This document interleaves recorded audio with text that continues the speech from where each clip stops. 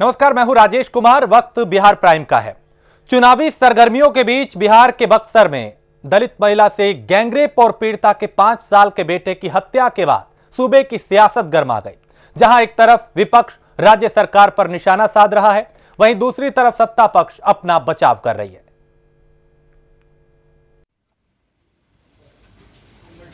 अब तो क्या कार्रवाई कुछ हुई है क्या? कुछ जो भी दोषी होगा कोई नहीं बचेगा। पुलिस से इसको लेके दफा सफा कर दी जो भी दोषी होगा कोई नहीं बचेगा। कब तक अरेस्टिंग होगी? पुलिस करेगी, जो भी दोषी होगा कोई नहीं बचेगा। लड़की दलित है, निश्चित रूप से जो भी दोषी होगा कोई नहीं बचेगा। ऐसे लगता है कि ठीक है। तो जो दोषी है वो बख्शा नहीं जाएगा, दोषी के खिलाफ सख्त कार्रवाई की जाएगी। मंगल पांडे के शब्द, जिन्होंने कहा कि जो दोषी हैं उनके खिलाफ सख्त कार्रवाई की जाएगी। तो महिला सुरक्षा को लेके सवाल सिर्फ उत्तर प्रदेश तक ही सीमित नहीं है, वो हर हिस्से में कहीं ना कहीं इस तरह की वारदातें हो रही हैं जो महिला सुरक्षा को लेके शासन प्रशासन को सवालों के घेरे में खड़ा करता है। हाल बिहार का भी यही है।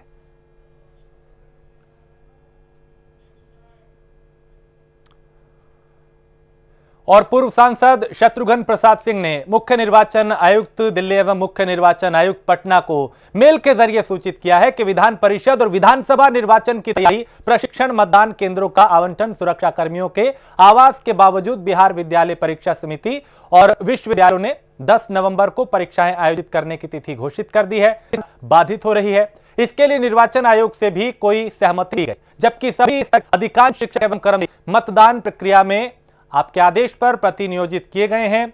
शिक्षकों के बिना परीक्षा और मतदान कार्य कराना असंभव होगा। निर्वाचन आयोग को हमने एक व्यक्तिगत अनुरोध पत्र लिखा कि भारत के संविधान के अनुच्छेद 324 में प्रदत्त अधिकार और शक्तियों का प्रयोग करते हुए संविधान ने निर्देशित किया है कि सभी प्रकार के चुनाव राष्ट्रपति, उपराष्ट्रपति सहित यानी विधान परिषद, विधानसभा, संसद के लिए भारत का निर्वाचन आयोग होगा और उसी के निर्देशन के अधीन, उसी के नियंत्रणाधीन सभी कार्य हैं। और बिहार में विधानसभा चुनाव को लेकर राजनीतिक सरगर्मियां तेज हो चुकी हैं और नेताओं का एक दूसरे पर आरोप प्रत्यारोप का दौर जारी है। इस कड़ी में आज बेगूसराय में बिहार सरकार के पूर्व मंत्री और सहचेरिया बरियारपुर जेडीयू की उम्मीदवार मंजू वर्मा ने यादवों पर एक विवादित बयान देकर माहौल गर्मा दिया। मंजू देवी का एक वीडियो वायरल हो रहा है जिसमें वो खुलेआम एक खास वर्ग के लोगों को कुकर्मी कहती नजर आ रही हैं। मंजू वर्मा ने कहा कि शेल्टर होम जैसे कुकर्म हम लोगों का नहीं बल्कि आरजेडी के लोगों का काम है। दरअसल मंजू वर्मा के पति शेल्टर होम के आरोपी रह चुके हैं और इसी मामले को लेकर जब मंजू वर्मा के पैतृक आवास पर छापेमारी की गई थी तो वहां से कारतूस बरामद किए गए थे। इस मामले में मंजू वर्मा और उनके पति जो है चंद्रशेखर वर्मा को नामजद अभियुक्त भी बनाया गया था। मंत्री जी ने सीबीआई में जांच दे दिया। जिस दिन आरोप सिद्ध हो जाएगा वो तो सजा भोगेंगे ही भोगेंगे। मैं सार्वजनिक जीवन और राजनीतिक जीवन से इस्तीफा कर दूंगी और कैसे इस्तीफा करूंगी। मैं उस जात से बिलोंग करती हूँ जिस जात का नाम कुशा है। ठेठी भाषा में लोग वही करते हैं। वह जात जो है समाज को सब दिन से दिशा दिया है। हमारे पूर्वज जो है सम्राट अशोक हैं और उनके दिशा पर हम लोग काम करते हैं। दिए हुए पद चिन्हों पर काम करते हैं। हम लोग खेती से जुड़े हुए लोग हैं। अन्न उपजाते हैं और दूसरे का पेट भरने का काम करते हैं। हम लोग किसी को जायज नाजायज सताते नहीं हैं और वो वैसा कुकर्म या कुकृत्य नहीं करते हैं। वो करते हैं तो जादव लोग या वो राजद के लोग करते हैं। समस्तीपुर के वारिसनगर विधानसभा के हरिपुर घाट में प्रेस कॉन्फ्रेंस को संबोधित करते हुए वारिसनगर विधानसभा क्षेत्र से रालोसपा प्रत्याशी सह रालोसपा प्रदेश कार्यकारी अध्यक्ष बीके सिंह ने वहां उपस्थित सैकड़ों लोगों की मौजूदगी में हरिपुर घाट पुल बनाने का संकल्प लिया। इस अवसर पर लोगों और मीडिया कर्मियों को संबोधित करते हुए बीके सिंह ने कहा कि हरिपुर घाट पुल 2002 में उद्घाटन होने के महज 17 वर्ष बाद ही धराशायी होकर नदी में बह गया। इस समस्या पर स्थानीय विधायक और सांसद ने समय रहते ध्यान नहीं दिया, जिस कारण आज यहां के लोगों को आवागमन में कई तरह की परेशानियां हो रही हैं। उन्होंने लोगों के सामने ये संकल्प लिया कि वो विधानसभा चुनाव में हारे अथवा जीते, लेकिन ये पुल वो जरूर बनवाएंगे।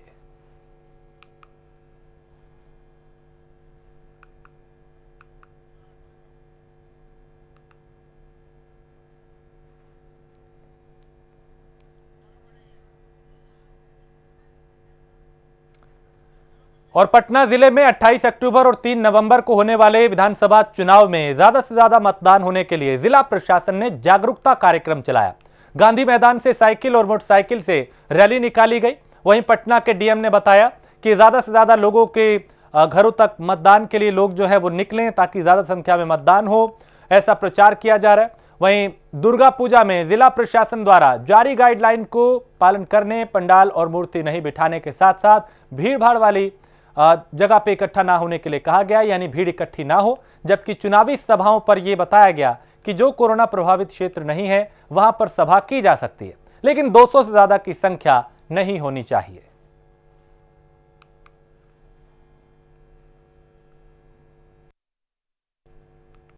अब हम लोग इसको माइक्रो कंटेनमेंट जोन बना रहे हैं, तो इस तरह से कि जो लोगों की गतिविधियां हैं प्रतिकूल रूप से प्रभावित नहीं हो। तो जो भी कंटेनमेंट जोन है उसमें लॉकडाउन प्रभावी होगा और कंटेनमेंट जोन के बाहर जो दिशा निर्देश जारी किए गए उसके अनुसार कार्यक्रम किए जा सकेंगे। और जो भी उसमें यह भी निर्देश दिया गया है कि जो भी सभाएं होंगी उसके संबंध में बताया गया है कि जो बंद अगर हॉल रहते हैं तो उसमें अधिकतम 200 कैपेसिटी के साथ चुनावी सभा की जा सकती है। और जो बाहर के मैदान है, खुले मैदान है, उसमें सोशल डिस्टेंसिंग के साथ जो खड़े या बैठने की व्यवस्था रहेगी और न्यूनतम 6 फीट का डिस्टेंस पालन करते हुए जितने लोग बैठाए जा सकेंगे उसके अनुसार उसमें अनुमति दी जाएगी। अब हम लोग इसको माइक्रो कंटेनमेंट जोन बना रहे हैं, तो इस तरह से कि जो लोगों की गतिविधियां हैं प्रतिकूल रूप से प्रभावित नहीं हो। तो जो भी कंटेनमेंट जोन है उसमें लॉकडाउन प्रभावी होगा और कंटेनमेंट जोन के बाहर जो दिशा निर्देश जारी किए गए उसके अनुसार कार्यक्रम किए जा सकेंगे।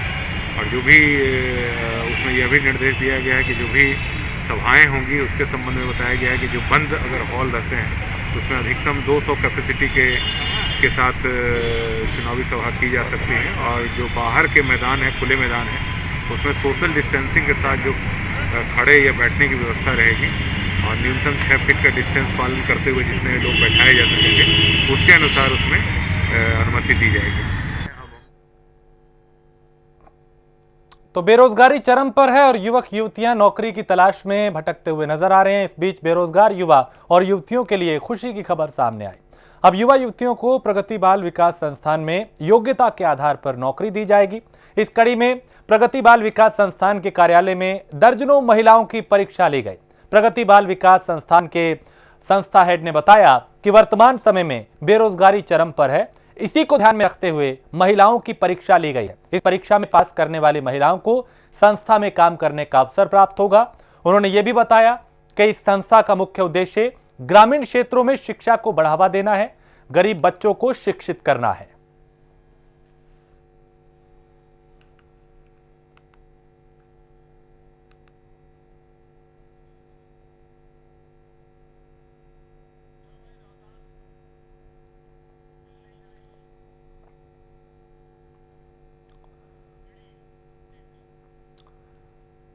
उधर 5 दिवसीय पल्स पोलियो अभियान का शुभारंभ civil surgeon doctor Sudhir Kumar ने नवजात शिशु को 2 बूंद पोलियो की खुराक पिलाकर किया। अभियान का शुभारंभ दलित बस्ती में आयोजित किया गया। मौके पर सीएम ने कहा कि पोलियो की खुराक से कोई भी बच्चा वंचित ना रहे, इसकी जिम्मेदारी विभाग के साथ साथ अभिभावकों को भी है। पोलियो की अतिरिक्त खुराक के साथ नियमित टीकाकरण भी जरूर कराएं और टीकाकरण के कारण बिहार में शिशु मृत्यु दर में कमी आई है। अभियान में लापरवाही का कोई स्थान नहीं है और लापरवाही बरतने वाले कर्मी को चिन्हित करके कार्रवाई की जाएगी। तो पल्स पोलियो अभियान की शुरुआत की गई है और यह भी कहा कि जरूरी है टीकाकरण भी हो, लोग अलर्ट रहें, सावधान रहें, जागरूक रहें कि किस तरह की सावधानियां बरतनी है, लापरवाही ना की जाए। जहां पे लापरवाही हुई वहां पे कार्रवाई की जाएगी।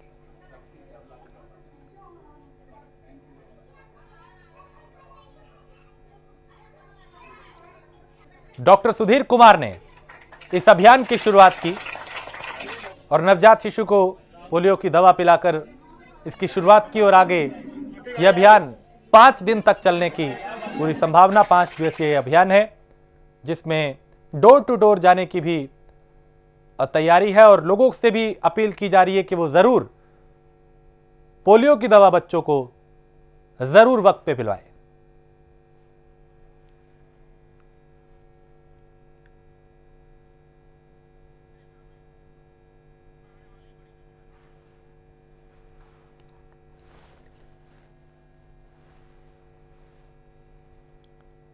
तो नवजात शिशु को और लोगों से अपील की जा रही है, उनके अभिभावकों से, परिजनों से उन्हें जागरूक किया जा रहा है पोलियो के प्रति कि जरा सी लापरवाही किस कदर एक बड़े और बुरे परिणाम में तब्दील हो सकती है। इसे नजरअंदाज ना किया जाए, वक्त पे पोलियो की दवा बच्चों को पिलाई जाए।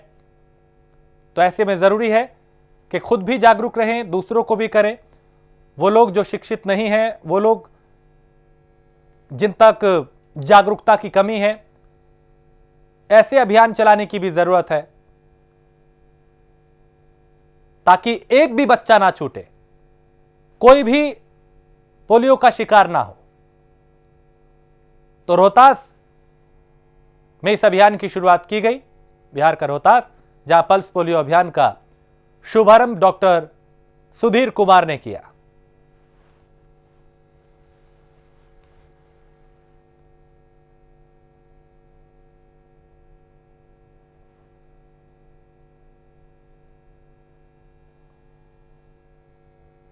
और जरूरत भी है ऐसे अभियानों की ताकि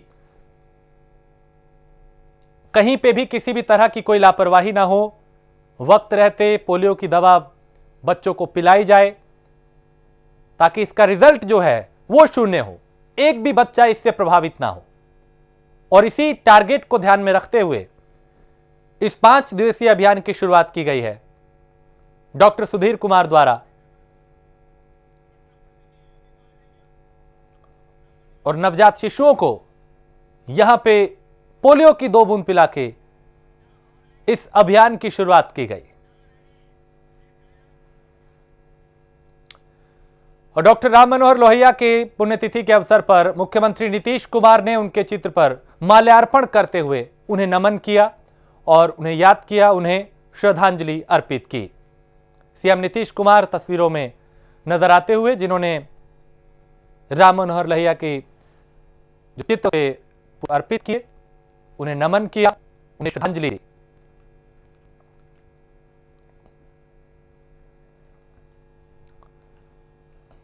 तो डॉक्टर राम मनोहर लोहिया की पुण्यतिथि पर उन्हें याद किया गया और इसी तरह की तस्वीरें देश के अलग अलग हिस्सों से सामने आई, जहां पे जो आदर्श है जिन पार्टियों के लिए, जिन नेताओं के लिए, राम मनोहर लोहिया वो जरूर कहीं ना कहीं उन्हें नमन करते हुए नजर आ रहे हैं।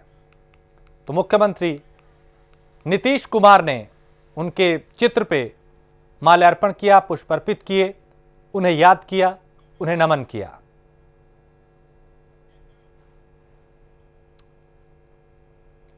और नवादा जिले के अकबरपुर थाना के बरेव मोड़ के पास तलाशी के दौरान एक ट्रक से भारी मात्रा में विदेशी शराब और बियर बरामद हुई है। एसआई ने बताया कि विधानसभा चुनाव को देखते हुए लगातार तलाशी अभियान चलाए जा रहे हैं। सूचना के आधार पर दल बल के साथ पहुंचकर ट्रक को जब्त किया गया। कारोबारी भागने में सफल रहा, यानी जो तस्कर था वो वहां से भागने में सफल रहा। लाखों की शराब बरामद की है और आशंका यही कि बिहार चुनाव में इस शराब का इस्तेमाल किया जाना था। भारी मात्रा में यहां से बियर और शराब की पेटियां इस ट्रक से बरामद की है और पुलिस को आशंका यही कि चुनाव के दौरान इसका इस्तेमाल होना था। इससे पहले भी लगातार तलाशी अभियान चलाए जा रहे हैं। पुलिस पूरी गंभीरता के साथ चौक चौराहों पर तैनात है ताकि इलेक्शन में कोई गड़बड़ी ना हो, चुनाव में कोई गड़बड़ी ना हो। क्योंकि बिहार में 3 चरणों में मतदान होना है, 10 नवंबर को नतीजे आएंगे और तब तस्वीर साफ हो जाएगी जनता किसके साथ किसके खिलाफ। लेकिन उससे पहले बिहार चुनाव में पारदर्शिता कैसे रहे, उसमें कोई अनहोनी ना हो, कोई अप्रिय घटना ना हो, शराब का इस्तेमाल ना हो, पैसे का इस्तेमाल ना हो, उसको लेके प्रशासन पुलिस जो है वो अलर्ट है और जगह जगह तलाशी अभियान चलाए जा रहे हैं। नालंदा में एक ट्रक से भारी मात्रा में शराब की पेटियां बरामद हुई हैं। चुनाव के मद्देनजर अधीक्षक उत्पाद नवादा के आदेशानुसार हम लोग विशेष चेकिंग लगाए हुए थे बड़े मोड़ पे। इसी बीच गुप्त सूचना मिली और एक ट्रक पकड़ाया, इसमें काफ़ी मात्रा में विदेशी शराब और बियर पकड़ा गया। कितना कमाल होगा लागत? करीब तो कहना मुश्किल है। गिनती हो रही है, काउंटिंग हो रही है, अनलोड हो रहा है, माल उतर जाने के बाद ही कुछ इसका आंकड़ा लगाया जाएगा। गिरफ्तारी सर? गिरफ्तारी नहीं हो सकी, ड्राइवर पास अंधेरे का लाभ उठाकर ड्राइवर पास।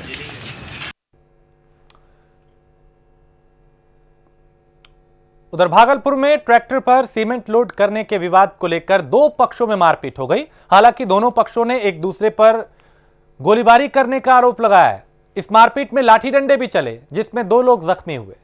आपको यह भी बता दें कि टिकानी स्थित रैंक पॉइंट पर वर्चस्व जमाने को लेकर 2 गुटों में आए दिन मारपीट की घटनाएं होती हैं, जिस बात को लेकर कई बार जीआरपी पुलिस ने चेतावनी भी दी है।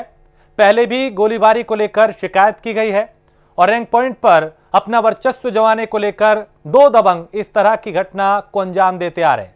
इस मामले में जगदीशपुर थाना अध्यक्ष ने जानकारी दी कि पुलिस बल वहां पे पहुंचा था, घायलों को इलाज के लिए अस्पताल में भर्ती कराया और मामले की जांच की जा रही है। पॉइंट का काम लेबर से करवाते हैं और इसी बीच में भैरव यादव उसका बेटा एक स्कॉर्पियो एक ऑटो से आया और गल्लम गाली करने लगा। किस बात की बात? ट्रैक्टर के लेकर के सवाल उठा कि मतलब हमारा ट्रैक्टर में ज़्यादा टिप लगना चाहिए था, लेकिन ऐसा सिचुएशन रहता है, सबको एक समान हम लोग देखते हैं। इसी बीच में हल्ला गुल्ला झगड़ा झांटी वो लोग करने लगा। पैसा वितरण कर रहे थे लेबर को, पैसा बेग छीन के भाग गया और सब लोग को मारा, 4-5 लोग को मारपीट बुरी ढंग से किया है। मामला सर रेक पॉइंट पर हम लोग काम करवा रहे थे। क्या चीज़ का काम करवा?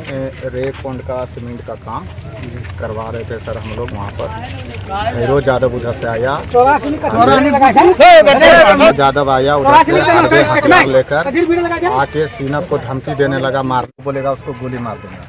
हम सर वहाँ पर विरोध किए कि आप ही के गाड़ी नहीं है ना, 50 वो गाड़ी लगभग क्षेत्र का है, 4 बैस्टिक लगाता है, 50 गाड़ी है। अगर 10,000 माल है सर, अगर 100 भी बढ़िया करके लेता है सर तो 2 खेप में ख़त्म हो जाएगा।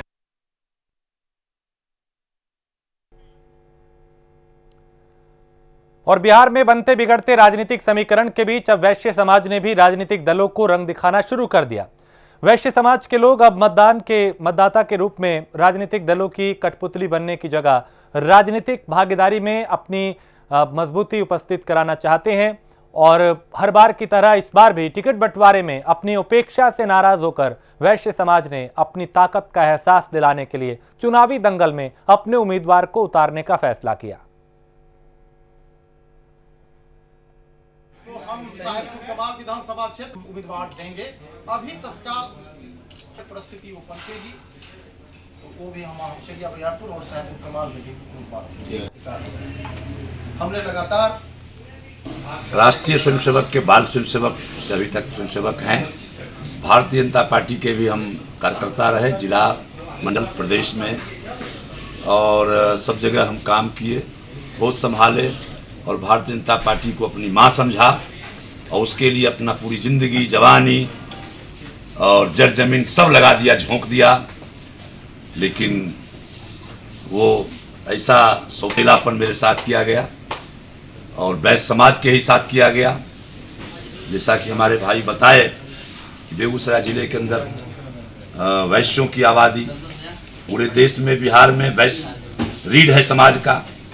गरीब गुरबा का कोरोना काल में हमारे आलोक बाबू बताए, पूर्व मेयर, सब कुछ बताए, लेकिन वैश्य समाज की इतनी उपेक्षा हुई और हो रही है। और मेरे साथ भी जो क्या क्या नहीं सितम ढाया गया, हमको गोली मारी गई, सिर्फ बनिया का बेटा हूं इसलिए बेगूसराय के अंदर इसको नेतागिरी नहीं चलने देंगे।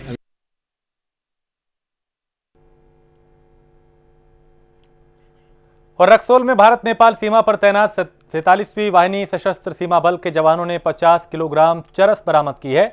बरामद चरस की अंतर्राष्ट्रीय बाजार में कीमत करीब 20 करोड़ रुपए बताई जा रही है। मौके से कार चालक को गिरफ्तार किया गया है। पकड़े गए ड्राइवर की पहचान सेमरा घाट पश्चिमी चंपारण के रूप में हुई है।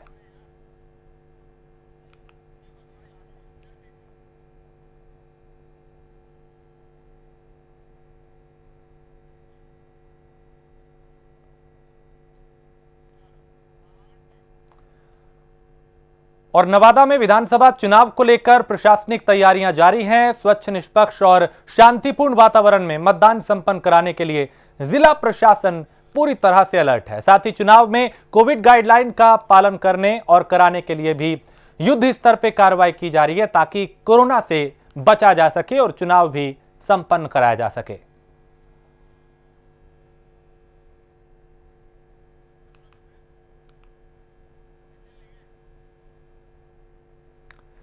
और इसी के साथ इस बुलेटिन में इतना ही। देश प्रदेश की बाकी खबरों के लिए आप देखते रहिए प्राइम न्यूज।